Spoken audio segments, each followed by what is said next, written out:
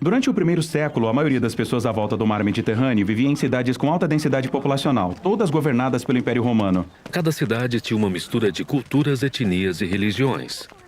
E por causa disso existiam todos os tipos de templo para oferecer sacrifícios a todos os tipos de deuses, e cada pessoa tinha o seu próprio portfólio de deuses aos quais eles obedeciam. Mas em todas as cidades você também encontrava um grupo minoritário que não adorava outros deuses além do seu, os israelitas, também conhecidos como judeus. Eles alegavam que seu Deus era o único criador e rei verdadeiro do mundo. Agora, todas essas cidades estavam conectadas por uma rede de estradas construídas pelo Império Romano, e era fácil se deslocar, fazer negócios e até espalhar novas ideias. O apóstolo Paulo conhecia bem essas estradas, pois ele passou a segunda metade da sua vida viajando de cidade em cidade, anunciando que o Deus de Israel tinha escolhido um novo rei para as nações.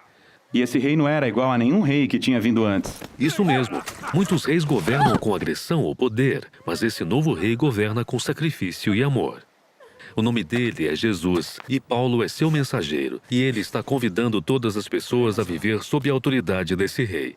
As histórias das viagens de Paulo e como as pessoas recebem essa mensagem são a terceira parte de Atos. Por algum tempo, Paulo morou na cidade de Antioquia. E de lá, ele e seus colegas de trabalho fizeram 3 viagens, viajando por terra e por mar para cidades estratégicas em todo o Império.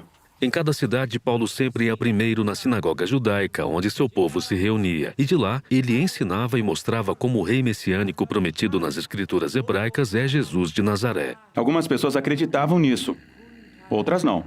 E ainda outras achavam que essa mensagem era tão enganosa e perigosa que alguns incitavam tumultos para expulsar Paulo da cidade. E era depois disso que Paulo ia para o movimentado mercado da cidade. Ele montava uma loja onde fazia e vendia tendas de couro para cobrir suas despesas de viagem. E aqui Paulo continuava compartilhando com quem quisesse ouvir as notícias sobre Jesus, o rei ressuscitado. Muitas vezes ele era mal entendido, como se apenas estivesse promovendo um novo Deus. Uma vez ele orou por uma pessoa doente, e a pessoa foi curada, e todos ao redor pensavam que Paulo era um deus grego que tinha descido para visitá-los. Mas Paulo insistiu que há apenas um Deus verdadeiro, e ele era servo dele. Essa mensagem normalmente provocava oposição e tumultos, e ele era espancado e até jogado na prisão. Por que uma reação tão intensa? Bem, a adoração dos deuses mantinha a cultura romana. Eles acreditavam que os deuses mantinham sua cidade segura, e a adoração dos deuses no templo era uma grande parte da sua economia. Paulo não estava apenas acrescentando Jesus como um novo Deus na lista. Ele estava dizendo, todos os outros deuses são impotentes e até mesmo uma farsa. Portanto, ele está minando o modo de vida deles. Sim, e mais do que isso. Quando Paulo anunciou Jesus como novo rei, ele o chamou de Senhor, ou Filho de Deus. Os mesmos títulos que as pessoas usavam para se referir ao imperador de Roma. Portanto, a mensagem de Paulo poderia ser facilmente recebida como uma ameaça contra toda a ordem política. Por que alguém se juntaria a esse movimento? Quer dizer, parece ser perigoso. Bom, as pessoas estavam fascinadas com a história de Jesus e como seu amor criava comunidades onde todas as pessoas eram tratadas como iguais, independentemente de etnia, gênero ou condição financeira. E essas pessoas formaram novas famílias que faziam juntas as refeições. Elas viviam sacrificialmente e cuidavam dos pobres. Elas viviam como se Jesus fosse de fato o rei. Isso. E, portanto, em todas as cidades onde Paulo anunciava a mensagem de Jesus, as pessoas estavam sendo transformadas pelo Espírito de Deus para se tornarem novos tipos de humanos. Então Paulo ficava naquela cidade e ensinava às pessoas o caminho de Jesus. E em seguida, ele partia para uma nova cidade. Foi uma vida difícil.